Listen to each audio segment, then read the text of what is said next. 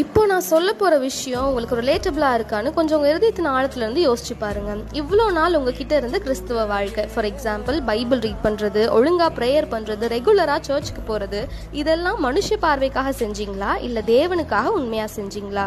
ஒருவேளை நீங்கள் மனுஷனை பிரியப்படுத்த தான் செஞ்சீங்கன்னு உங்களுக்கு எங்கேயாச்சும் பிரிக்காச்சு அப்படின்னா இதை கேளுங்க. இப்பொழுது நான் மனுஷனையா தேவனையா யாரை நாடி போதிக்கிறேன்? மனுஷனையா பிரியப்படுத்த பார்க்கிறேன். நான் இன்னும் மனுஷரை பிரியப்படுத்துகிறவனா இருந்தால் நான் கிறிஸ்துவின் ஊழியக்காரன் அல்லவே அப்படின்னு பவுல் சொல்றாரு.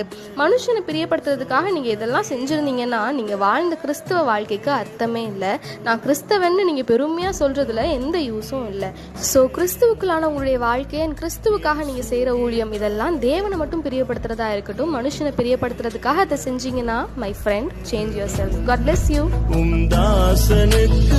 ஆதாரம் நீதானையா என் தூரையே